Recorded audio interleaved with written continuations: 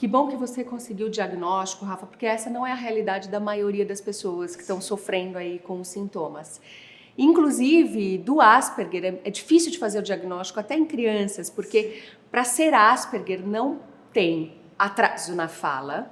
Então, a pessoa tem uma boa comunicação, uma fluência verbal e uma boa compreensão e expressão verbal. A pessoa pode ter um pouco de dificuldade de entender duplo sentido, inferências, sutilezas, metáforas, mas tem uma fluência verbal, tem uma boa comunicação verbal. E uma outra coisa que o Asperger não tem é atrasos intelectuais. Então não tem uma deficiência, tem um QI preservado, tem uma inteligência preservada. Enquanto a criança é pequena, é difícil de ver isso. Você vê que ela tem diferença entre os pares, mas você sempre acha que depois que crescer vai se igualar, o que não é verdade. E é muito importante uma estimulação precoce, porque você mesmo teve atraso na fala. Então, na época que você era criança, só falou com 3 anos de idade. Então, na época, você era o que nós chamamos hoje de autismo moderado. Você não tinha uma comunicação social até 3 anos de idade. E você começou a falar, já começou a ler e escrever, que é a hiperlexia, que é uma outra característica muito associada ao espectro autista, que é um hiperfoco em letras e números, porque são códigos que não mudam e você pode ficar repetindo e embaralhando ali as peças como um quebra-cabeça, mas são sempre iguais, muito mais fácil de entender do que as relações sociais. Então o Asperger tende a ir para esses códigos que não mudam. Então é muito difícil de fazer esse diagnóstico, mas é importante a tua história e você contar um pouquinho de como você era pequeno, porque você que tinha um autismo moderado foi evoluindo, progredindo e hoje você tem traços aí do espectro, você é um Asperger que tem as suas dificuldades sensoriais e sociais, que é o que caracteriza principalmente a síndrome de Asperger, mas não tem atrasos e tem uma boa comunicação. Como é que seus pais te ajudaram lá na infância? Porque os pais têm um papel fundamental para o desenvolvimento, né? Sim. Como foi essa parte? Eu falo que eu tive muita sorte, né? Eu acho que saúde mental no Brasil, assim como na maioria dos países, não é levada a sério. É verdade. Muito verdade. Né, eu acho que tão importante quanto você saber que você é alérgica à lactose, que você tem, por exemplo, diabetes, é importante você saber como o seu cérebro funciona. Isso é saúde pública, porque isso influencia em como você é, né, com a sua felicidade ou a sua infelicidade está ligado a isso, quanto você afeta quem está em volta de você. É verdade. Então é triste, por exemplo, saber que minorias sociais têm acesso a esse tipo de informação sempre muito mais tarde. E é porque tem a ver com dinheiro, né? Você poder acessar um psicólogo ou um psiquiatra ainda é muito estigmatizado. É verdade. Isso é coisa de maluco, isso é coisa de doido, é caro. Dá para falar de plano de saúde, inclusive, que é um tema que é polêmico, mas enfim. Então eu acho que eu tive sorte. E não só sorte, eu tive um privilégio de ter os pais que eu tive. Porque eu nasci numa cidade que chama Carangola, numa cidade que tem 30 mil habitantes em Minas, e eu nasci em 83. Né? O autismo se tornou um assunto público na década de 80, na Europa. Então isso não era uma informação que existia em Carangola. Exato. E os meus pais são muito simples, né? Não é que a gente tem que voltar quase 40 anos atrás e entender que não existia internet, não tinha uma biblioteca pública. Enfim, eles entenderam de alguma forma que a minha experiência escolar era uma experiência ruim. De alguma forma eles entenderam que era difícil para mim. E eles tentaram contornar isso em casa. Então, em casa, era muito do caralho. Porque em casa, eu podia ser quem eu quisesse. Em casa, não tinha limites. Um amigo meu tem uma filha de 6 anos e ele desescolarizou essa filha. Eles educam, ele e a esposa dele educam ela em casa, no método montessoriano. Então, eles são super estudiosos de educação infantil. E é muito legal porque eles tiraram a responsabilidade da escola e trouxeram para eles. É muito corajoso fazer isso. E um dia esse amigo meu virou e falou assim, cara, eu já li que quanto mais limite você coloca para uma criança, menos criativa ela vai ser no futuro. Então, quanto mais não você falar, mais você está tolindo ela. Enfim, eu não vou entrar no pedagógico aqui, deve ter pai e mãe em casa me xingando agora, mas não é sobre isso. Na minha casa, funcionou para mim não ter limite. Para mim funcionou. Então você podia pintar paredes? Sim, com 13 anos eu lembro, eu queria furar minha orelha, queria colocar brinco. E era um tabu na época. Tinha assim, se você furar a sua orelha esquerda, você é gay, se você furar a direita, não. Então tinha essa coisa. Eu precisava me expressar de alguma forma que o brinco naquela época fazia sentido. E aí virou uma loucura lá em casa. O meu filho quer pôr brinco, meu filho quer pôr brinco, meu filho quer pôr brinco. Aí virou assim, Rafael, faz o seguinte, você vai furar a orelha, você vai se arrepender. Faz alguma coisa que se arrepender a gente consegue resolver. Então, por exemplo, você quer pintar a sua parede do quarto? Eu falei, quero.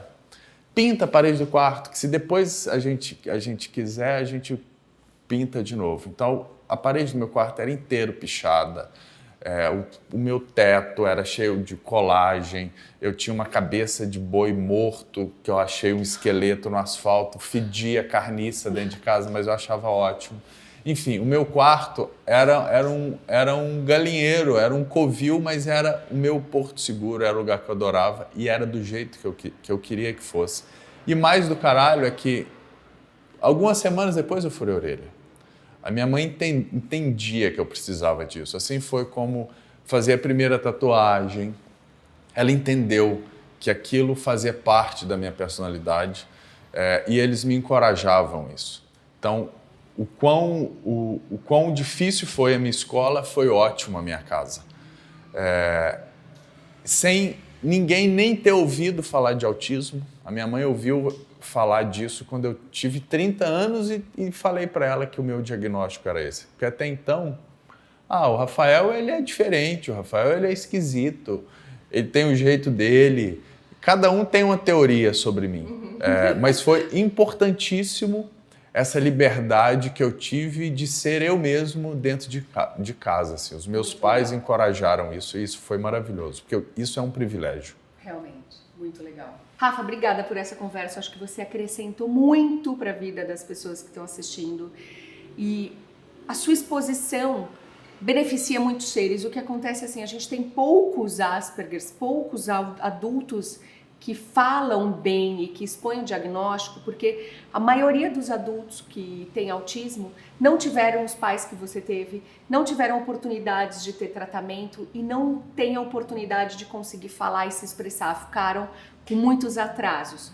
E hoje são graves, são comprometidos, às vezes têm que ficar institucionalizados, têm episódios de agressividade.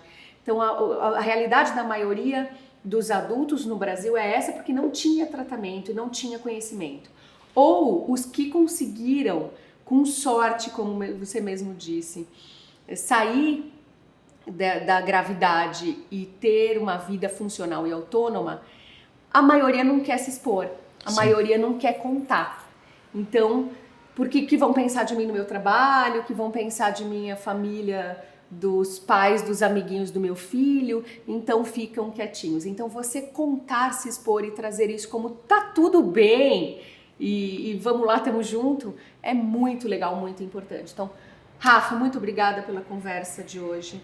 Você beneficiou muitos seres e isso é o mais importante, é o que a gente quer aqui no nosso canal. Agora o Rafa vai contar pra gente as 13 coisas pra gente nunca dizer pra uma pessoa com autismo, uma lista que ele fez. E se ele fez, ele pesquisou muito, ele raciocinou muito em cima, então eu tenho certeza que é bom a gente prestar atenção pra realmente não fazer. Conta um pouco pra gente, Rafa. Me perdoem, eu não tenho uma memória tão boa a ponto de decorar essas 13 aqui. Pra mim elas fazem sentido, mas eu organizei no celular, então acho que é mais fácil eu ler do que eu ficar falando de tentar falar de cabeça. Coisas que você nunca deve dizer para um autista, aqui no caso, são coisas que me incomodam, mas pode ser que você não se incomode com isso. Pode ser que outras pessoas não se incomodem com isso, mas eu me incomodo. Então a primeira delas é, eu conheço uma pessoa com autismo e você não se parece com ela.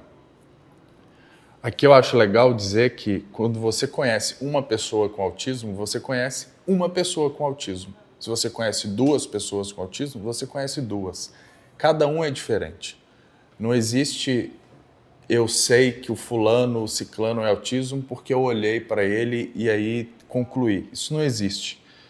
Então, se você conhece uma pessoa com autismo, você só conhece uma, você não conhece todas. Você não parece diferente, você é tão normal. O que é normal? E o que é ser diferente? Todo mundo é um pouco autista, não? É muito comum as pessoas usarem autismo como adjetivo. Hoje eu estou um pouco autista. Esse fulano hoje está meio autista. Hoje ele não está falando, ele está meio autista. Meu cachorro é meio autista. Não existe meio autista. Você toma algum remédio para ajudar? Não, eu não estou doente.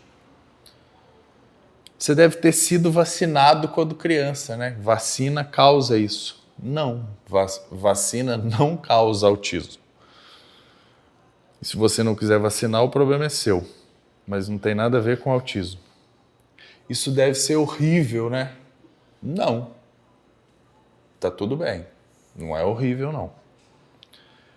Pare de usar autismo como desculpa para as coisas. É muito comum as pessoas falarem que eu me escondo atrás do autismo. Vão numa festa? Não. Tá escondendo atrás do autismo. Vamos não sei o quê? Não. Não gosto, não quero, tá escondendo. Não estou escondendo, eu sou. É como se você me pedisse para pegar uma caneta com a mão esquerda e escrever com a mão esquerda. Eu não gosto, eu não sei, eu escrevo com a mão direita. É simples assim. Seus hábitos são muito esquisitos. E